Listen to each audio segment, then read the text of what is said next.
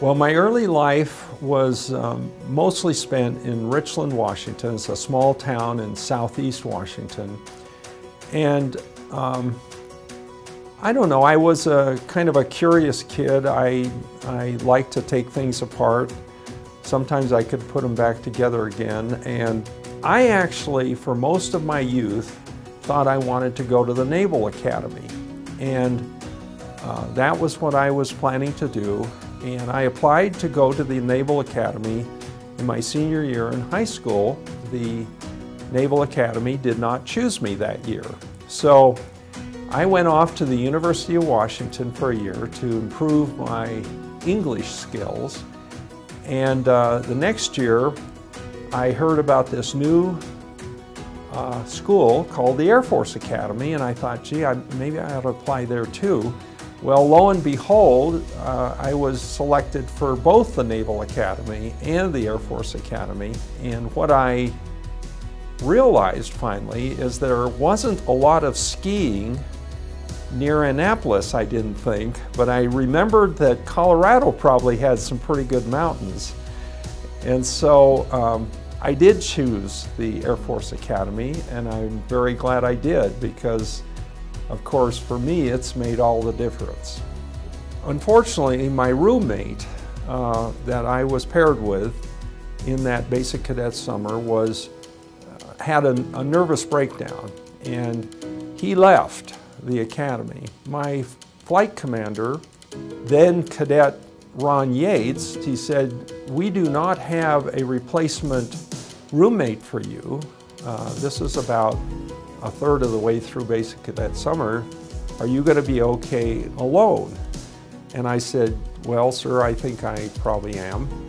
And what that did for me is it gave me a lot of confidence. The fact that he had confidence in me, I should have confidence that I can get through this. And that was an important point for me. Later in my business career, all of those lessons, how to build a team, leadership, how to get people motivated to do something, I'm not sure I could have ever achieved that or had that at a civilian university. And certainly not with the mentors that I had at the Air Force Academy, who helped me through some of those ups and downs that one has at the Academy.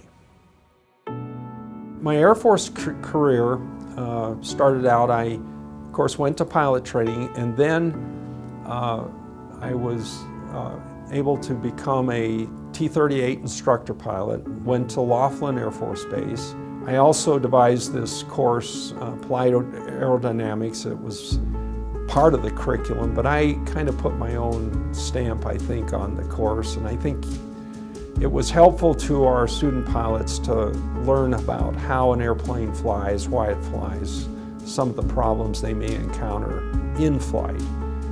And so that was a great period of my life. At that point, I left the Air Force. I think I realized that probably my skills were better suited perhaps in the business world. Shortly thereafter, my sister introduced me to a couple of Shell engineers that also were thinking of leaving Shell, but they said, well, we need an expert finance person. And of course, I raised my hand and I said, well, I'm that person. And over the next 10 to 15 years, we built this company. We had $50 million in sales by the end of that period. And I sort of at that point wanted to do my own thing, but I liked the business we were in. So I left our company, Western Gas Processors, and I started my own company called MarkWest Energy Partners. And MarkWest then, of course, was something I stayed with for the next 20 years. We built that company and eventually went public, and I finally retired as chairman of the company in 2009. But by then, or shortly thereafter, we reached a market value on the New York Stock Exchange of around $10 billion. So I was very gratified that we had that success, and really enjoyed all my career there as well. We just love being with this little coffee company. The coffee business in Hawaii is a lot of fun. We have a farm, and then we have 2 retail stores, just working with the local farmers and our own farm, and going through the ups and downs of farming. And then the coffee is wonderful. In fact, I wish everybody would start drinking it. Well, I have 3 children and 6 grandchildren. Being grandfather is one of the best experiences I've ever had. It's been great, and it's a real treasure to have neat grandchildren. I think one thing you get out of the academy, and you learn it pretty quickly, is there's a responsibility to give back. And I don't know, that just led on to the idea that, gee, we've been fortunate to be so successful in our business career. Now we need to do something to give back to the community. I've been very interested in the education arena for many years, so I support things like the Denver Inner-City Parish, which has an inner-city school, Alliance for Choice in Education, which also supports low-income kids in private schools, Colorado Uplift, which takes low-income kids and gives them mentors to help them develop and go on to college, even though perhaps their family history wouldn't suggest that they can do that. And then, of course, through the Fox Family Foundation, we support a number of other nonprofits.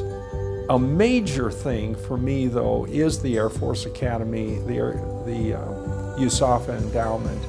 As I started to go back to reunions and talk to my classmates, it became evident that the Academy, as opposed to what a lot of people think, doesn't have all the funds it needs to truly support the cadet excellence.